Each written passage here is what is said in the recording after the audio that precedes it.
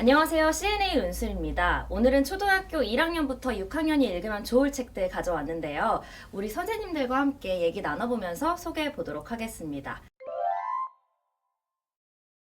먼저 1학년은 책에 재미를 붙이는 게 우선입니다. 그래서 제가 그림책과 글이 조금 섞여 있는 책을 준비를 해왔는데요. 바로 1000명의 데니입니다. 이게 제목만 들어도 좀 감이 오죠. 혹시 민경쌤은 몇 명의 자신을 갖고 계신가요? 저도 사실 일할 때의 제 모습과 그리고 집에서 쉴 때의 제 모습 등등 해서 적어도 10명 이상의 제가 있는 것 같아요. 그쵸. 우리도 이렇게 다양한 자신의 모습을 갖고 있는데 데니는 이 모습 중에서도 첫 번째 모습을 가장 좋아합니다. 예의 바르고 친절하고 착한 모습이거든요. 데니가 좀 남들에게 잘 보이고 싶은 마음이 큰 친구인가 봐요. 네, 맞아요. 우리도 모두 잘 보이고 싶은 것처럼 이 첫 번째 모습은 그런 모습을 갖고 있는데요. 그치만 다른 데니들은 이 첫 번째 데니가 나올 때마다 불쑥불쑥 튀어나오려고 합니다. 혹시 기억에 남는 데니 있으세요? 저는 그 국어 시간에 선생님이 발표를 시키니까 엄청 부끄러워했던 데니 모습이 좀 떠오르는데요. 그 부끄러웠던 데니 말고도 아주 왈가닥 데니, 그리고 잘난 체 하는 데니, 이렇게 다양한 데니들이 있듯이 우리 아이들도 이 책을 보면서 조금 자신의 다양한 모습을 볼 수 있지 않을까 생각이 듭니다. 그럼 그 주제와 관련해서 1학년 학생들이 어떤 글쓰기를 할 수 있을까요? 일단 우리가 장소나 만나는 사람에 따라서 좀 아이들이 바뀌잖아요. 그래서 이 모습을 표현해 볼 수도 있고요. 자신의 다양한 모습을 사물이나 동물에 빗대어서 표현해 볼 수도 있습니다. 그러면 이제 우리는 우리 모두의 모습을 좀 사랑할 수 있게 되고 좀 내면의 단단함을 채울 수 있는 계기가 될 수 있습니다. 그럼 제가 2학년도 이어서 추천을 하도록 하겠습니다. 지금쯤 이렇게 봄이 다가오는 게 딱 이 날씨에 딱인 것 같은데요. 바로 콩이네 베란다 텃밭입니다. 선생님들은 혹시 베란다에 텃밭 같은 이런 조그만 식물 같은 거 키우시는 분이 있을까요? 저는 여러 번 시도를 해봤는데 다 죽어버려서 지금은 포기한 상태입니다. 이게 콩이네 베란다 텃밭에서는 콩이네 할머니가 이 텃밭을 키우는데 성공을 하시거든요. 또 콩이도 이 텃밭을 키우면서 좀 많은 변화를 겪게 되는데 혹시 편식하시는 분 있을까요? 제가 좀 부끄럽긴 하지만 사실은 어릴 때 편식을 좀 많이 했어요. 그래서 콩이를 보고 좀 많이 공감이 되더라고요, 저도. 이게 콩이도 진짜 처음에는 분홍색 음식, 고기만 먹겠다고 얘기를 했었어요. 근데 할머니와 함께 텃밭을 키우면서 이 야채의 참맛을 알게 됩니다. 또 이렇게 식물들을 기르면서 좀 많은 변화가 있었죠. 네, 이야기 속에서 콩이가 무서워하던 벌레도 잡게 되고 기르는 법도 당연히 알게 되고 마지막에는 요리까지 하더라고요. 맞아요. 콩이도 이렇게 할머니와 만든 야채들로 소풍을 가기도 하고요. 또 우리 주변에 있던 생물들의 소중한 가치를 좀 알아볼 수 있는 책이 되겠습니다. 그럼 이번엔 어떤 글쓰기를 해보면 좋을까요? 이 책 같은 경우에는 좀 오감으로 야채 식물을 기르면서 좀 표현을 해볼 수가 있고요. 또 이걸로 동시를 써볼 수도 있습니다. 그리고 이 책에 나온 것처럼 야채로 음식 레시피 만들기 이런 것도 해보면 좀 좋은 계기가 될 수 있을 것 같아요. 아무래도 2학년들이니까 좀 재밌는 주제 글쓰기를 많이 해보면 좋을 것 같네요. 특히 동시 쓰기 같은 경우에는 시를 처음 접해보는 기회도 될 수 있을 것 같아요.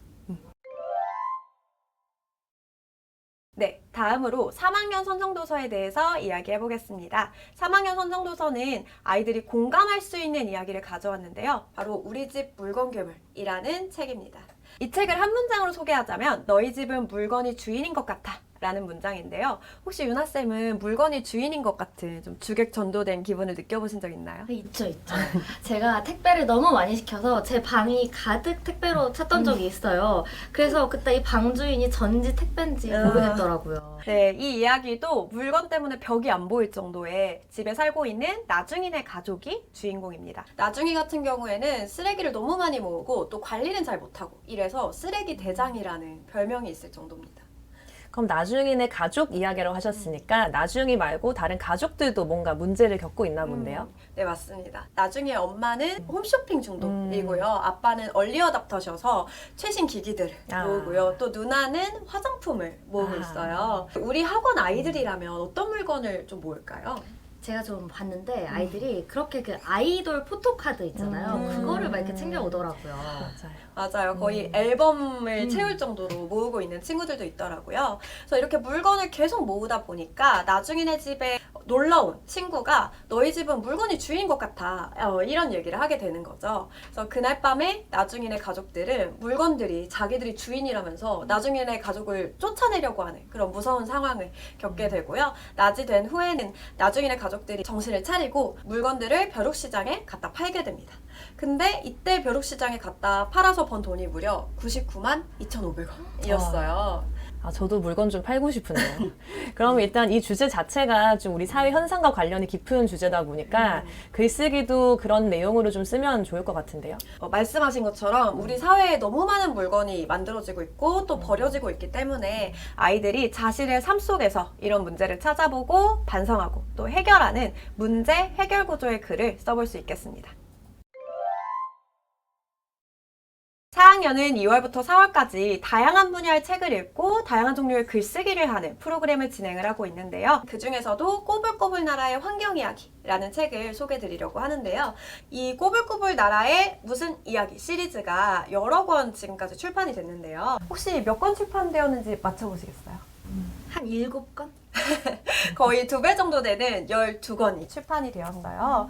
네, 이 책이 이제 표지에도 나오는 수염왕이 계속해서 메인 캐릭터로 등장을 하면서 서사를 쌓아가기 때문에 아이들이 관심 있는 주제의 책을 골라서 확장 도서를 해보는 것도 좋겠습니다. 환경 이야기 편에서는 온난화 여사라는 인물이 새로 등장하는데요. 혹시 이 온난화 여사라는 이름에서도 어떤 인물인지 좀 추측이 되죠? 그쵸. 온난화니까 아무래도 지구 온난화와 관련이 있을 것 같은데요. 네. 수염왕이라는 캐릭터가 좀 이기적인 인물이라 사실 환경에는 별로 관심이 없었거든요. 그런데 산책을 하다가 반려견이 오염된 강물을 마시고 아프게 돼서 환경에 대해서 좀 관심을 가지게 됩니다. 이게 반려견이 아프면은 좀 말을 못하는 동물이다 보니까 마음이 조금 더 아프거든요. 그쵸. 저도 반려견 키우는 사람 입장에서 수염왕에게 좀 공감이 됐는데요. 이 수염왕이 각성을 해서 온난화 여사랑 함께 오염수 문제를 해결을 하게 됩니다. 그럼 그 이기적이던 수염왕이 드디어 환경에 좀 눈을 뜨게 됐네요. 네, 이 책의 마지막 부분에 수염왕이 얼마나 변화했는지 보여주는 문구가 나오는데요. 바로 진짜 지구인 되기라는 문장입니다. 수염왕이 이 문장을 프린트해서 벽에 붙여놓는데요. 탈무드 책에 나오는 솔로몬 왕이 진짜 어머니를 찾아주는 이야기에서 착안한 내용이에요. 혹시 어떤 이야기인지 기억이 나시나요? 알죠. 이게 아기를 반으로 가른다고 했는데 양보를 하는 엄마가 진짜 엄마였던 이야기 맞죠? 네, 맞습니다. 진짜 엄마는 자신의 아기를 다치지 않게 하는 것처럼 진짜 지구인이라면 지구를 다치게 하면 안 된다라는 주제를 보여주는 문장이었습니다. 그럼 아까 우리 4학년들은 글쓰기에 집중하는 프로그램이라고 하셨는데 네네. 이 책으로는 어떤 글을 쓰면 좋을까요? 네. 논리적인 글쓰기랑 창의적인 글쓰기 이렇게 나눠볼 수 있겠는데요. 논리적인 글쓰기를 한다면 주장하는 글을 써볼 수 있겠습니다. 댐 건설에 대해서 찬성하는지 반대하는지 주장하는 글을 써볼 수 있겠고요. 창의적인 글을 쓴다면 온난화 여사가 마지막에 편지를 남기고 떠나는데 본인이 수염왕이 됐다 상상을 해보고 편지 쓰기를 해볼 수도 있겠습니다. 네, 이번에는 우리 초등학교 5학년 학생들을 위한 책을 한 권 추천드려 보려고 하는데요. 우리 초등학교 5학년들은 이제 곧 4월이 과학의 달이잖아요. 그래서 과학과 관련된 책을 한 권 준비해 왔습니다. 네, 제가 가지고 온 책은 바로 넥스트 레벨 시리즈의 우주탐사라는 책인데요. 최초의 우주탐사부터 시작해서 현재 개발 중인 우주 관련 기술들까지 아주 쉽게 풀이하고 있는 책입니다. 표지도 그렇고 애들이 되게 재밌게 읽을 수 있는 책인 것 같아요. 아이들이 일론 머스크에 또 관심이 많더라고요. 그래서 스페이스 X나 이런 이야기는 또 들어봤을 것 같아요. 네, 맞아요. 그런데 선생님들께서는 혹시 스페이스 X라는 기업이 테슬라보다 전에 세워졌다는 거 혹시 알고 계셨나요? 아니요. 전혀 몰랐어요. 저는 테슬라가 당연히 먼저일 줄 알았거든요. 근데 그 전부터 생각보다 일론 머스크가 우주 탐사에 관심을 많이 갖고 있던 거죠? 맞아요. 그래서 지금 일론 머스크도 그렇고요. 그리고 아마존 창업자인 제프 베이조스도 그렇고 지금 민간 기업들이 우주 탐사에 굉장히 많이 진출하고 있는 상황이에요. 기업들이 진출한다는 거는 돈이 돼서 그런 것 같은데요. 아직 우주가 주인이 없으니까 먼저 선점하면 좀 큰 돈을 벌 수도 있겠네요. 그렇죠. 이 민간 기업들이 우주 탐사 기술에 진출하고 있는 모습이 마치 2차 세계대전 이후와 비슷하다. 이렇게 보는 시각들도 있거든요. 그렇네요. 이게 민간 기업이 항공 기술에 막 이렇게 참여하던 게 좀 모습이 비슷하기도 하고 사실 그때부터 좀 전 세계적으로 항공 사업이 발전을 했잖아요. 그쵸. 지금 우주 탐사 기술도 계속 발전을 하다 보면은 우리도 좀 빠르게 우주로 나가볼 수 있는 날이 오지 않을까 기대가 됩니다. 지금 5학년 친구들이 토론 집중 과정 하고 있는데 이거에 관련해서 좀 토론할 수 있는 주제가 있을까요? 우주 탐사가 우리 인간의 문제를 해결해준 대안이 될 수 있을까에 대해서 사실 논란이 좀 있는데요. 우리 선생님들께서는 만약에 토론을 하신다면 어떤 의견을 주실 수 있을까요? 저는 이게 조금 대안이 될 수 있을 것 같다라는 의견을 줄 것 같은데 아무래도 지구 자원이 좀 고갈이 되고 있잖아요. 근데 헬륨3 같은 좀 희귀 자원 같은 게 나오면은 충분히 대안이 되지 않을까 싶거든요.